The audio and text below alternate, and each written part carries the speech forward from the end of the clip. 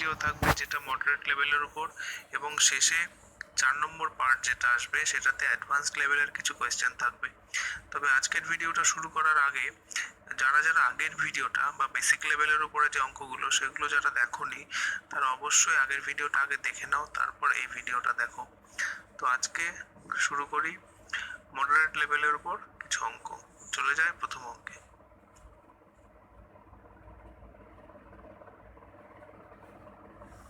একজন candidate 35% vote পেয়েছে।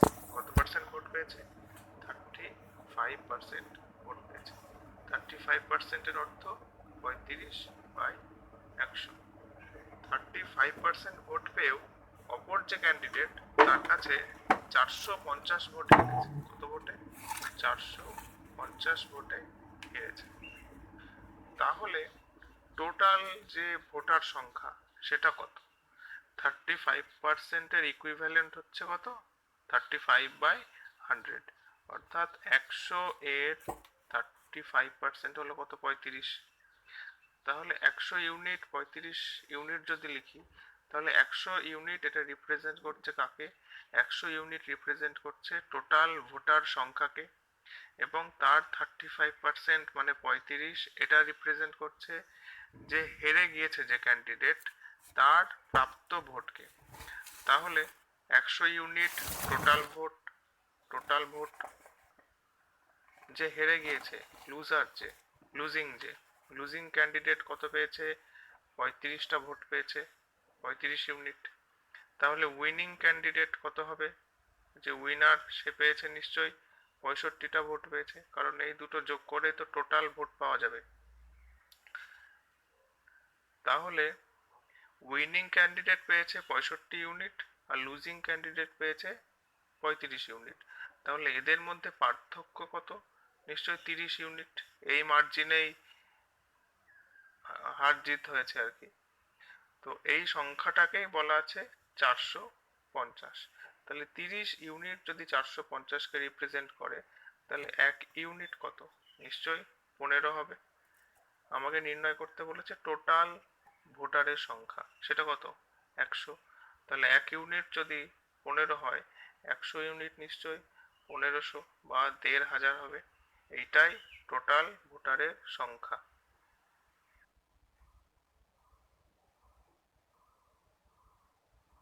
পরবর্তী অঙ্কে বলেছে একজন ক্যান্ডিডেট 62% ভোট পেয়েছে।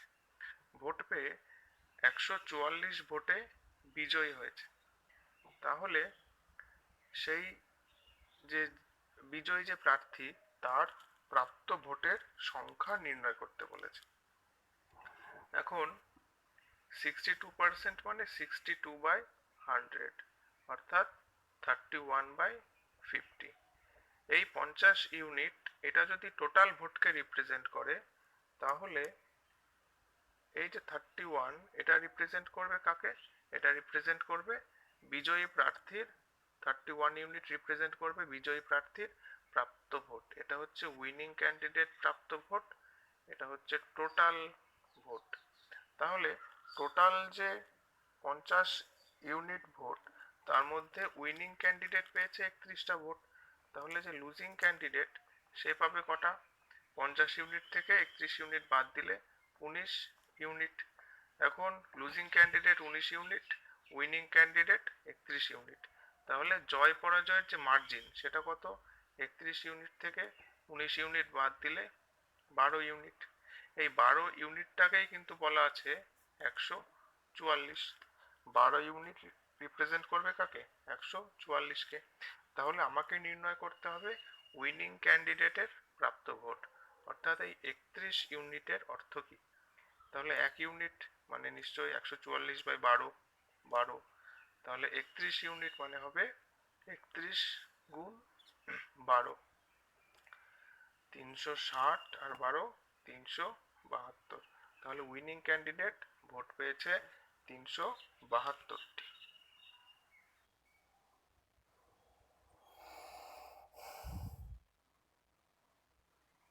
পরবর্তী অঙ্ক, একজন ক্যান্ডিডেট পরীক্ষাতে 360 নম্বর পেয়েছে। 360 নম্বর পেয়েছে। তার পার্সেন্টেজ, তার প্রাপ্ত নম্বরের পার্সেন্টেজ হলো কত? 60%। 60% অর্থাৎ 60/100, অর্থাৎ 20 দিয়ে কাটলে 3/5। এই 5 ইউনিট যদি টোটাল মার্ককে, টোটাল ফুল মার্কসকে রিপ্রেজেন্ট করে, তাহলে এই 3 ইউনিট রিপ্রেজেন্ট করবে তার সেই ক্যান্ডিডেটের মার্কসকে, ক্যান্ডিডেটের মার্কস। আর 5 ইউনিট এটা রিপ্রেজেন্ট করবে ফুল মার্কস। এখন বলে দিয়েছে যে ক্যান্ডিডেটের মার্কস কত? 360। তাহলে 3 ইউনিটের অর্থ 360, 1 ইউনিট 120। আমাকে নির্ণয় করতে বলেছে ম্যাক্সিমাম বা ফুল মার্কস কত। তাহলে ফুল মার্কস 5 ইউনিট। 5 ইউনিট কত হবে? 120 গুণ 5, 600। তাহলে 600 হচ্ছে ফুল মার্কস।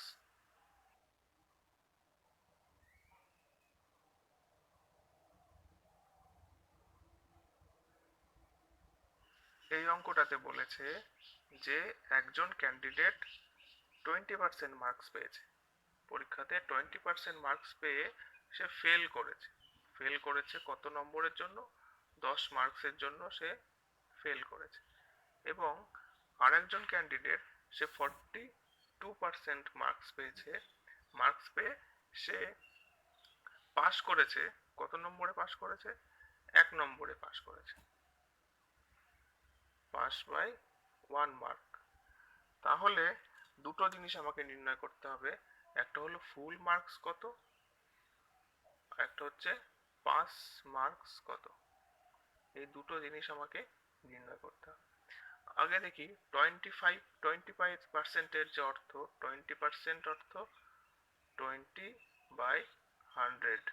এটাকেও আমি ইউনিট লিখছি, এটাকে ইউনিট লিখছি। আর 42% এর অর্থ 42/100, এটাও ইউনিট, এটা হচ্ছে 42%। আমি এখানে দুটোকে মিলিয়ে যেহেতু কাজ করব, আমি এখানে উপর নিচে কাটবো না, আমি নিচে চেষ্টা করব দুটোতেই 100 ইউনিট রাখার।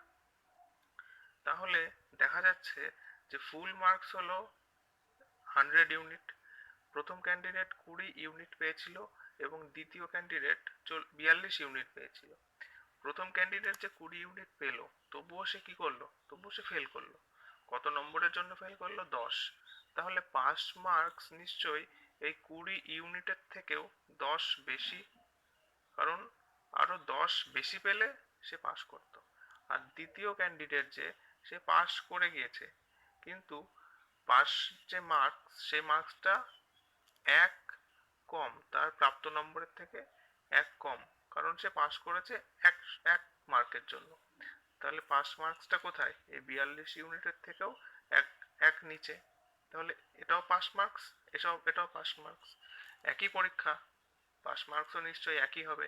তাহলে এটা যদি আমরা সমাধান করি, তাহলে এটা এই পাশে গেলে হবে 22 ইউনিট, এটা এইদিকে গেলে হবে 11 ইউনিট, বা 11, এটা ইউনিট নয়, 11। তাহলে 22 ইউনিট রিপ্রেজেন্ট করছে কাকে? 11কে। তাহলে 1 ইউনিট রিপ্রেজেন্ট করবে 1/2। ফুল মার্কস, ফুল মার্কস জিজ্ঞেস করেছে। ফুল মার্কস কত? 100। তাহলে ফুল মার্কস হবে 100 ইন্টু 1 ইউনিট মানে হাফ, 50। ফুল মার্কস হবে 50। এবং পাস মার্কস কত? পাস মার্কস আমি এখানে যে কোনো এক জায়গায় বসিয়ে দিই, এখানে ইউ এর মান বসালেও হবে, এখানে ইউ এর মান বসালেও হবে। 20 ইউনিট মানে কত? 1 ইউনিট মানে হাফ। 20 ইউনিট মানে নিশ্চয়ই 10 হবে, প্লাস 10 ইকুয়ালস টু 20। তাহলে পাস মার্কস কত হলো? 20। এখানে বসালেও একই আসতো, 1 ইউনিট মানে হাফ। তাহলে 42 ইউনিট মানে কত? 21 মাইনাস 1, 20। অর্থাৎ full marks 50 and pass marks 20।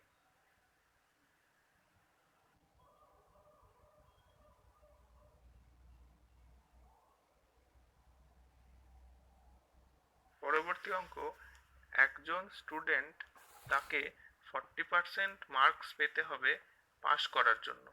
Pass করার জন্য 40% পেতে হবে, কিন্তু সে 440 পেয়েছে, তবুও সে ফেল করেছে। কত নম্বরে ফেল করেছে? 40-এ ফেল করেছে। তাহলে পাস মার্কস কোথায়? 480-তে। 440 পেয়েও 40-এ ফেল, তাহলে পাস কত? 480-তে। তাহলে পরীক্ষার ফুল মার্কস কত? ফুল মার্কস কত এটা নির্ণয় করতে বলেছে। পরীক্ষায় পাস করতে গেলে 40% মার্কস পেতে হবে। 40% মানে 40/100। তাহলে 20 দিয়ে কাটলে এটা হচ্ছে 2, এটা 5 ইউনিট। এই 5 ইউনিট যদি রিপ্রেজেন্ট করে ফুল মার্কসকে, তাহলে এই 2 ইউনিট রিপ্রেজেন্ট করবে পাস মার্কসকে, কারণ এই 5 ইউনিটেরই 40% কত? 2 ইউনিট। তাহলে আমি পাস মার্কস জানি 480, তাহলে 2 ইউনিট ইকুইভ্যালেন্ট টু যদি 480 হয়, তাহলে 1 unit 240, full marks 5 unit. 5 unit হবে 240 ইন্টু 5, 1200। এটাই হবে ফুল মার্কস।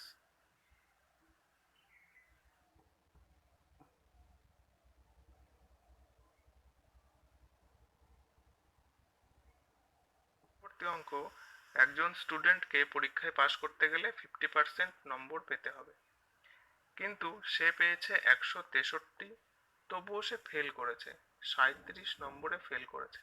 163 পেয়েও 37-এ ফেল, তাহলে পাস মার্কস কত? নিশ্চয় 200। তাহলে 200 হচ্ছে পাস মার্কস।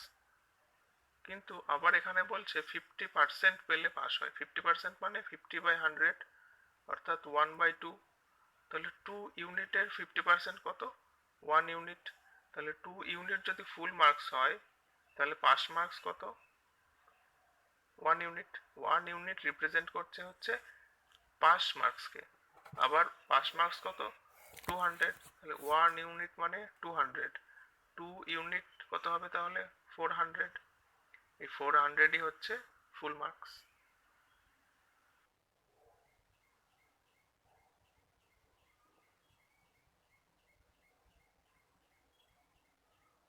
পরবর্তী অঙ্কে বলেছে একজন ছাত্র 20% মার্কস পেয়েছে, 20% মার্কস পেয়েছে এবং ফেল করেছে।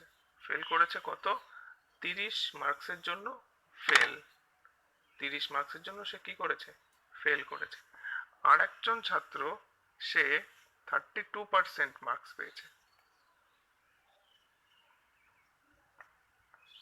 এবং সে পাস করেছে, 42 মার্কসে পাস করেছে। অর্থাৎ পাস মার্কস, যে মিনিমাম যে পাস মার্কসটা পেতে হবে তার থেকে সে 42 নম্বর বেশি পেয়েছে। তাহলে ম্যাক্সিমাম মার্কস ফর এক্সামিনেশন বা ফুল মার্কসটা নির্ণয় করতে বলেছে। 20% এর অর্থ 20/100, অর্থাৎ 100 ইউনিট যদি ফুল মার্কস হয়, প্রথম যে ক্যান্ডিডেট সে পেয়েছে 20 ইউনিট এবং দ্বিতীয় ক্যান্ডিডেট 100 ইউনিটের মধ্যে পেয়েছে কত? 32 ইউনিট। তাহলে full marks represented by 100 unit. প্রথম যে ক্যান্ডিডেট সে 20 ইউনিট পেয়েছিল, পেয়েও সে ফেল করেছে, 30 নম্বরে ফেল করেছে। তাহলে পাস মার্কস নিশ্চয়ই তার যে প্রাপ্ত নম্বরে যে 20 ইউনিট, তার থেকেও 30 ঘর বেশি, 30 বেশি। এবং দ্বিতীয় ক্যান্ডিডেট পেয়েছে 32 ইউনিট, সে পাস করেছে এবং পাস মার্কসের থেকে 42 বেশি পেয়েছে। তাহলে তার যে প্রাপ্ত নম্বর তার থেকে 42 নিচে পাস মার্কস, তাহলে উপরে এই পাস মার্কস আর এই পাস মার্কস, এরা দুটো নিশ্চয়ই একই। তাহলে যদি আমরা সমাধান করি, এটা এই পাশে গেলে 12 ইউনিট। আমরা পাস মার্কস দুটোকে ইকুয়েট করছি, এটা 12 ইউনিট ইকুয়ালস টু কত হবে? 72। তাহলে 1 ইউনিট 6। আমাকে নির্ণয় করতে বলেছে ফুল মার্কস। ফুল মার্কস কত? 100 ইউনিট। তাহলে 100 ইউনিট হবে কত? 600। তাহলে এটা হচ্ছে ফুল মার্কস। পরবর্তী অঙ্কটা করার আগে এই দুটো অঙ্ক একটু বলে নি। 3, 6 এর কত অংশ? তাহলে আমাকে একটা ভগ্নাংশ তৈরি করতে হবে। 3, 6 এর কত অংশ? উপরে 3, নিচে 6। এই ভগ্নাংশটা লঘিষ্ঠ আকারে পরিণত করলে হচ্ছে অর্ধেক, অর্থাৎ 3, 6 এর 1/2 বা অর্ধেক।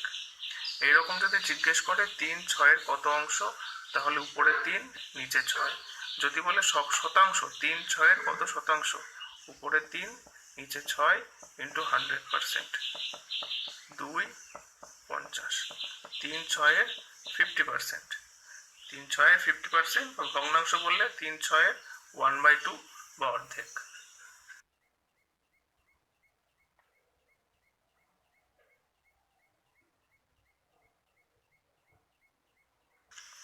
এখানে বলেছে a ইকুয়ালস টু সি এর 125%, বি ইকুয়ালস টু সি এর 120%। আমাকে নির্ণয় করতে হবে বি এ এর কত পার্সেন্ট। তাহলে বি এ এর কত পার্সেন্ট মানে এই রাশিটার মান আমাকে নির্ণয় করতে হবে। এখান থেকে পাচ্ছি সি ইন্টু 125/100, এটা এর মান। বি এর মান কত পাচ্ছি, সি ইন্টু 120/100, অর্থাৎ বি এর জায়গায় যদি আমি 120c/100 বসাই, ভাগ এর জায়গায় আমি বসাই 125c/100 ইন্টু 100%,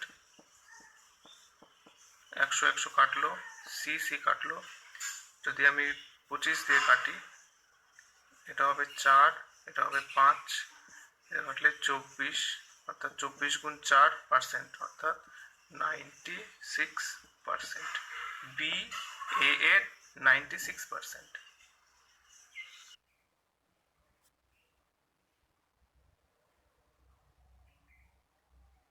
একটা সংখ্যাকে 25% বাড়িয়ে দেওয়া হলো, 25% বাড়িয়ে দেওয়া হলো, সেই সংখ্যাটাকে আবার কত পার্সেন্ট কমাতে হবে যাতে আবার সে আগের অবস্থায় ফিরে আসে। বেশিরভাগ ছাত্রছাত্রীরা এটা ভুল করে, 25% বাড়িয়ে ভাবে 25% কমালেই আবার আগের যে সংখ্যা সেটা ফিরে পাওয়া যাবে, কিন্তু বাস্তবে সেটা সত্য নয়। 100 একে 25% বাড়ালে 100 এর 25% কত, 100 এর 25% হলো 100 ইন্টু 25/100, অর্থাৎ 25। 100 এর 25% 25, অর্থাৎ 100 থেকে 25% বাড়ালে আমি 25 বেড়ে পাবো 125। এখন এই 125 থেকে 100 ফিরে আসতে হবে, 125 থেকে 100-তে ফিরে আসতে হবে, তাহলে কত পার্সেন্ট কমাতে হবে। এখন যে কমানো সেটা কিন্তু আর 100-র উপরে হচ্ছে না, হচ্ছে কত, 125-এর উপরে। তাহলে 125-এর উপরে আরো 25 কমাতে হবে, 25% নয় কিন্তু 25 সংখ্যা 25 কমাতে হবে। তাহলে এই 25 125-এর কত অংশ, 25/125 ইন্টু 100%, অর্থাৎ 20 কমাতে হবে কত, 20%। তাহলে 25% বাড়িয়েছিলাম, বাড়িয়ে আবার 20% কমাতে হচ্ছে, অর্থাৎ দুটো কিন্তু এক নয়, বাড়িয়েছিলাম 25%, কমালাম 20%, তবেই সে আবার আগের অবস্থায় ফিরে এলো। এই অঙ্কগুলো আমরা একটা সূত্র তৈরি করে নিই। যদি বলা হয় যে x% বাড়ানো হয়েছে, আবার কত পার্সেন্ট কমালে সে আগের অবস্থায় ফিরে আসবে, এর সূত্র হচ্ছে কমাতে হবে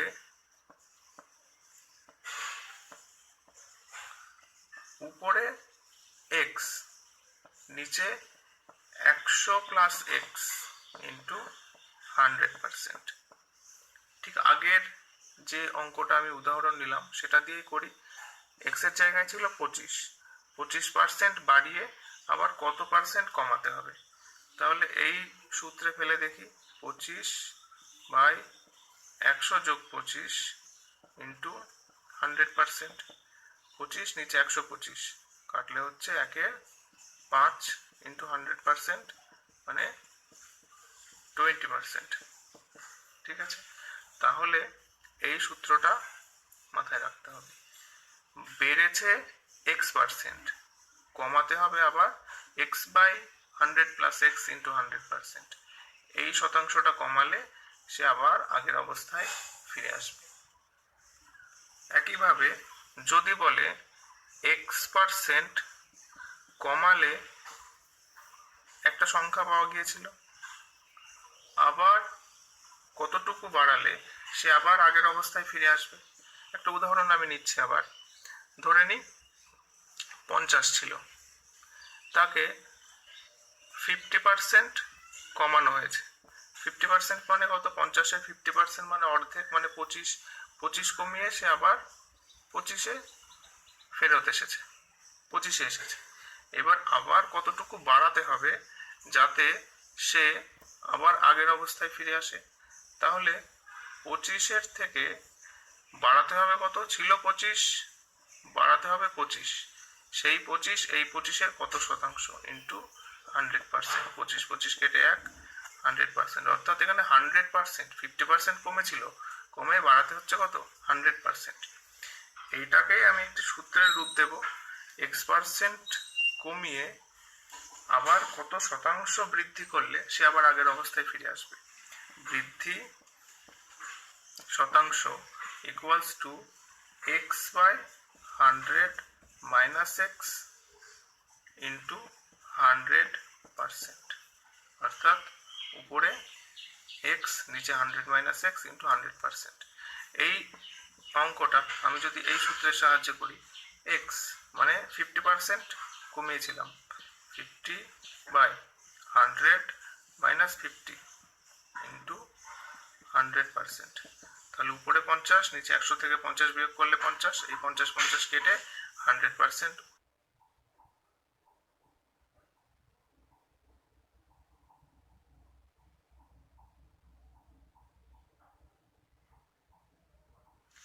একটি দ্রব্যের দাম r% বৃদ্ধি পেয়েছে। এখন এই দ্রব্যটি ক্রয় করতে একটা পরিবার একটি নির্দিষ্ট অর্থ ব্যয় করে। ঠিক আগে যে পরিমাণ দ্রব্য ক্রয় করত, সেই একই পরিমাণ দ্রব্য ক্রয় করতে এখন তো বেশি অর্থ লাগবে, কারণ দাম বেড়ে গিয়েছে r%। কিন্তু সেই পরিবার অর্থের পরিমাণ বৃদ্ধি করবে না। তাহলে উপায় কি?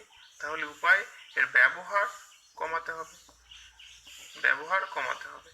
কত পার্সেন্ট ব্যবহার কমাতে হবে যাতে করে এই দ্রব্যটা ক্রয় করতে ঠিক আগের মতো অর্থই খরচ হয়।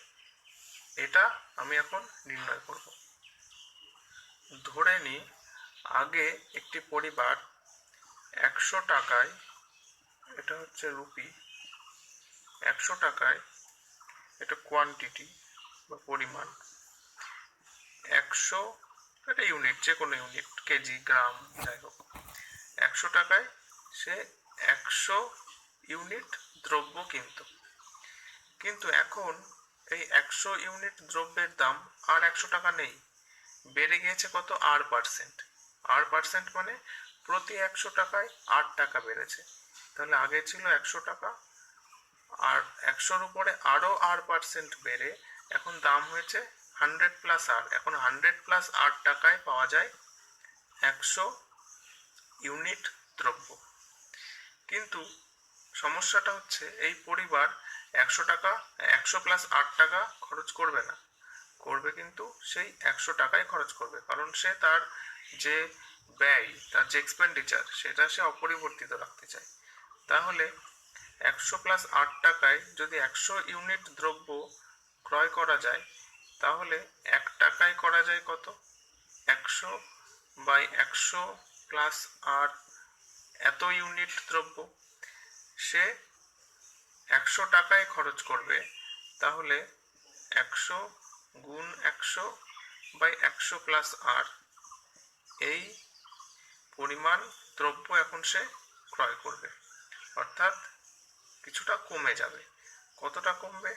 আগে সে ক্রয় করতো 100 ইউনিট, এখন সে ক্রয় করছে এটা 100 × 100 / 100 + r, বিয়োগ করলে 100 + r নিচে, তাহলে এটা হবে 100 গুণ 100 প্লাস 100 গুণ আর মাইনাস 100 গুণ 100, এটা কেটে গেলে 100 আর ডিভাইডেড বাই 100 প্লাস আর। তাহলে প্রতি 100 ইউনিটে কমে যাচ্ছে এত ইউনিট, 100 ইউনিটে কমছে এত ইউনিট, অর্থাৎ তাদের যে ব্যয় সেটা কমাতে হবে এত পার্সেন্ট। যেহেতু 100-র উপরে এতটুকু কমলো, তাই আমি বলতে পারি তাদের ব্যবহার কমাতে হবে এত পার্সেন্ট। এবার একটা অঙ্ক নিয়ে আমি সমাধান করে দেখি। বলছে চিনির দাম 25% বেড়ে গেছে, খরচ অপরিবর্তিত রাখতে ব্যবহার বা কনজাম্পশন বা এক্সপেন্ডিচার এগুলো কি পরিমাণ কমাতে হবে। সূত্র 100 আর ডিভাইডেড বাই 100 প্লাস আর, এত পার্সেন্ট। আর এর মান 25, 100 গুণ 25 ডিভাইডেড বাই 100 প্লাস 25%।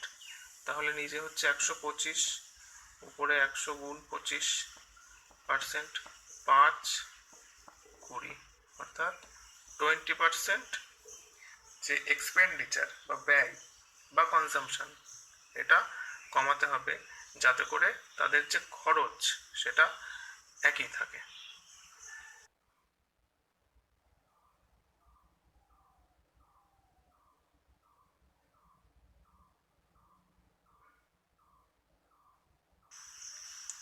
একটি জিনিসের দাম R% কমে যায়।